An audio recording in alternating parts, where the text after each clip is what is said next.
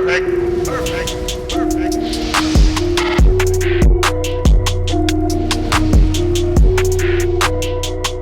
So yesterday, Rick Boucher, if you remember him, he was one of the two guys that, you know, we're talking pretty heavy months ago about James Harden. Rick Boucher, the guy with the blonde hair. You'll see him in a second. Rick Boucher says that after Game 3 against the Boston Celtics last year, the Brooklyn Nets players had a group chat and texted Ben Simmons asking if he would be ready to play in Game 4. And according to Boucher, not only did Ben Simmons not respond, he left the chat. Ben Simmons has left the chat. Now, this is according to Rick Boucher. First and foremost, do I believe this? Probably not. Yeah, I mean, this is probably just a way to try to draw in viewers and bring people in. But is it hysterical? Is it extremely funny? Yeah. Why? Because it is the one player that you might actually be able to talk yourself into here and believe this. I mean, it's crazy. It's crazy. So this is the report that comes out. And today, Ben Simmons gets a hold of it. And, you know, this is a guy that he looks, right? He scans, he watches, he sees what happens and what goes around. He's always looking around. And he actually tweets about it and says, slow news day. I don't believe that this was true, but it is very funny. And I'm just trying to lighten the mood here because it all ties in. That's the beauty of this whole thing. It all ties in. It all ties in. It's so beautifully. And look, man, I'm just going to keep it real as we always do here on the show, okay? I'm just going to keep it real. I could not have predicted this any more accurately. I could not have nailed this anymore. I followed the entire Ben Simmons story on this show. And not only did we continue to do that, but we predicted exactly what was going to happen here. And yesterday,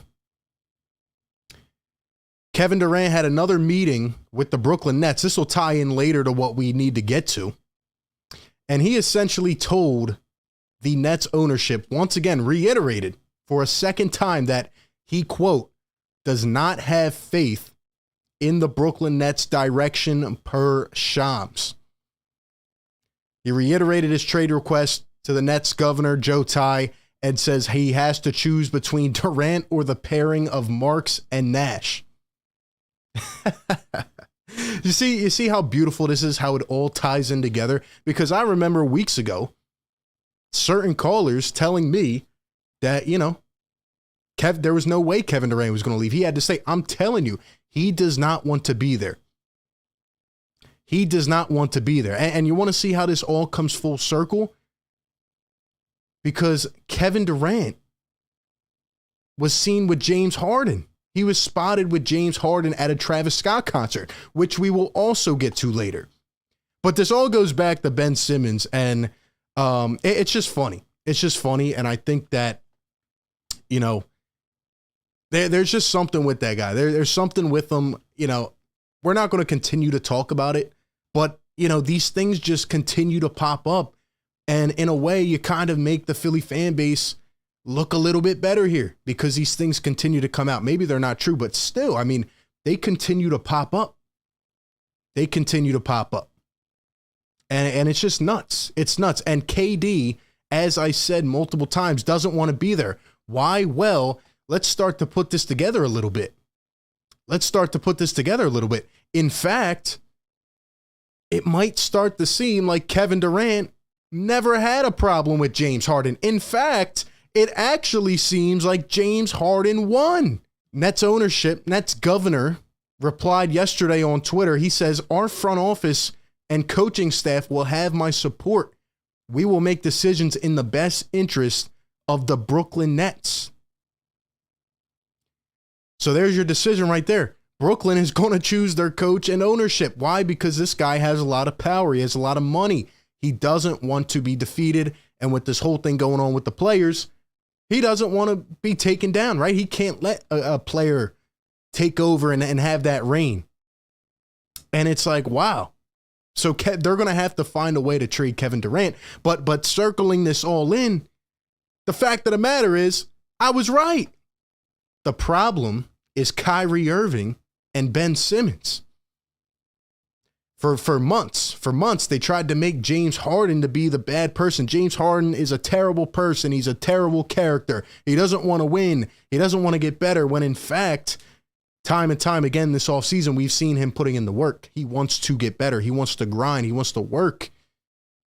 He's trying. He's saying the right things. Meanwhile, Simmons still hasn't touched the basketball floor.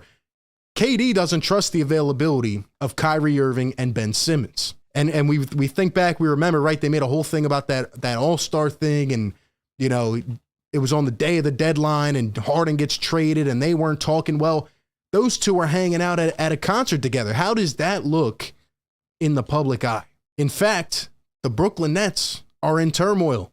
They have nowhere to go. They don't have many future picks that belong to themselves. They don't have consistent, reliable players, and Kevin Durant, the guy, wants out. And he is forcing an ownership to pick between him and a staff, and they're going with the staff.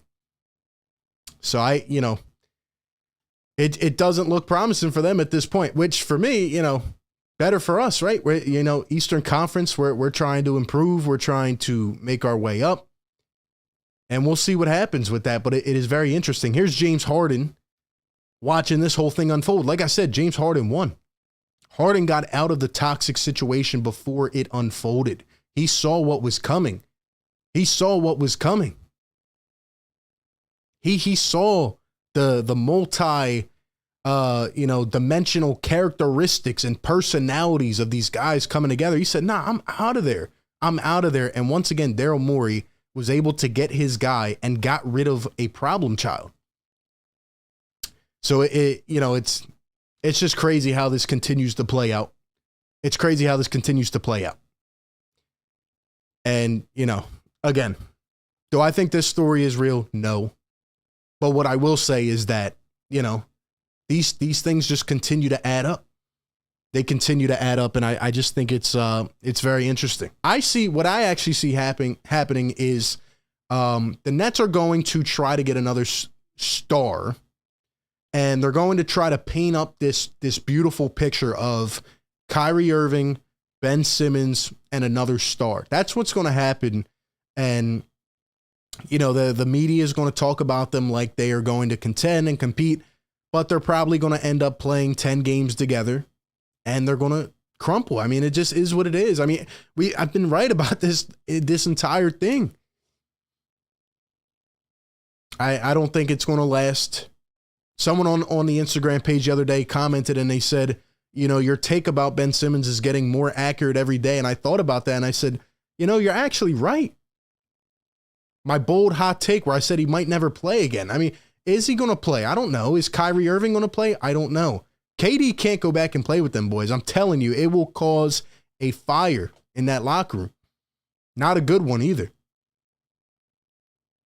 When a guy says multiple times that he wants out, when he reiterates, "Yo, get me out of here," and the owner, Joe Ty, or in fact, his name's not even Joe.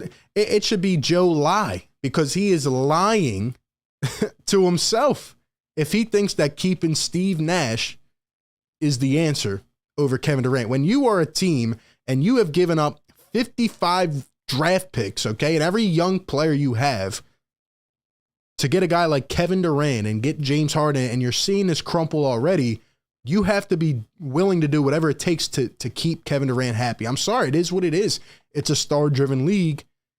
And if you lose Kevin Durant, you're probably going to lose Kyrie Irving, and then you're stuck with Ben Simmons being the focal point of your team. And do I have to explain how that's going to play out? It's crazy, man. It's crazy. I don't know, man.